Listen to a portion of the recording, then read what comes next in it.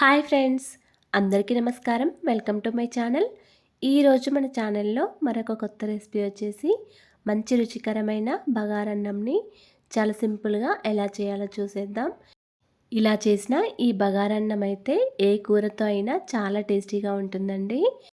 ఇంట్లో ఏం కూరలు లేనప్పటికీ కూడా ఇలా ఈ బగారన్నం చేసుకొని మామిడికాయ పచ్చడి వేసుకొనైనా తినేయొచ్చండి. చాలా టేస్టీగా ఉంటుంది. అంతేకాకుండా చికెన్, మటన్, ఆలు కుర్మా, వంకాయ కుర్మా వేసుకొని తింటే కూడా చాలా టేస్టీగా ఉంటుందండి.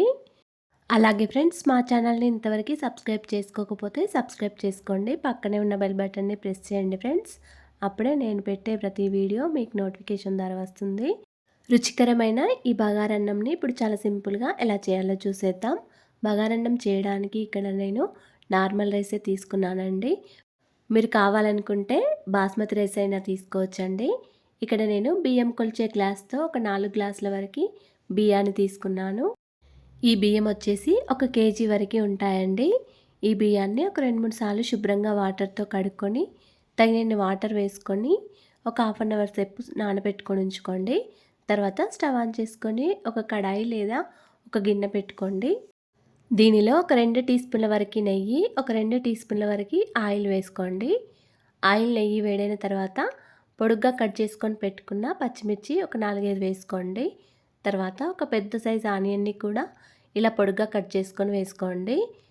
మనం వేసిన ఆనియన్స్, పచ్చిమిర్చి కొద్దిగా ఫ్రై అయిన తర్వాత ఇంట్లో ఏమేమి స్పైసెస్ ఉన్నాయో అవి వేసుకోవాలండి. నేనైతే ఒక 2 ఇంచుల వరకు దాల్చిన చెక్క, ఒక 2 అనాస మొగ్గలు, ఒక 2 వరకు పెద్ద ఇలాచీలు, ఒక 6 వరకు లవంగాలు, కొంచెం షాజీరా, ఒక 5 వరకు యాలకులని ఇలా పొట్టు తీసేసి వేసుకోండి.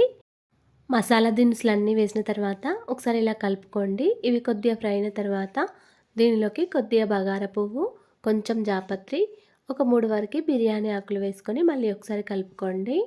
మీరు కావాలనుకుంటే ఇందులోకి ఒక 4-5 వరకు మిరియాలను కూడా వేసుకోవచ్చు. ఇప్పుడు దీనిలోకి కొంచెం పుదీనా వేసుకొని మళ్ళీ ఒకసారి కలుపుకోవాలి. మనం వేసిన ఆనియన్స్ లైట్ గోల్డెన్ కలర్ వచ్చే వరకు ఫ్రై చేసుకోవాలి. ఇప్పుడు దీనిలోకి ఒక 4-5 వరకు జీడిపప్పులు వేసుకోండి. మీరు ఈ జీడిపప్పులు మొదట్లో అయినా వేసుకోవచ్చండి. నెయ్యిలో వేసుకొని ఫ్రై చేసుకున్న తర్వాత మిగతా ఇంగ్రీడియంట్స్ అయినా వేసుకోవచ్చు. ఇక్కడ ఒక పావు టీ స్పూన్ వరకు అల్లం వెల్లుల్లి పేస్ట్ వేసుకొని ఫ్రై చేసుకోండి. అల్లం వెల్లుల్లి పేస్ట్ వీడియో స్కిప్ అయిపోయిందండి. తర్వాత దీనిలోకి ఒక 5 గ్లాసుల వరకు వాటర్ వేసుకోవాలి. ఇక్కడ నేను బియ్యం కొలిచే గ్లాస్తో కాకుండా నార్మల్ గ్లాస్తో వాటర్ వేస్తున్నాను. అదే బియ్యం ఏ గ్లాస్తో అయితే తీసుకుంటామో అదే గ్లాస్తో డబల్ వరకు వాటర్ వేసుకోండి. ఇప్పుడు దీనిలోకి కొద్దిగా కొత్తిమీర కూడా వేసుకొని మొత్తం అంతా కూడా ఒకసారి బాగా కలుపుకొని ఇలా మూత పెట్టుకొని ఉంచుకోండి. స్టవ్ని మీడియం ఫ్లేమ్లో పెట్టుకొని ఉంచుకోండి. ఇలా వాటర్ మరిగిన తర్వాత దీనిలోకి మనం నానబెట్టుకొని ఉంచుకున్న బియ్యాన్ని వేసుకోవాలి.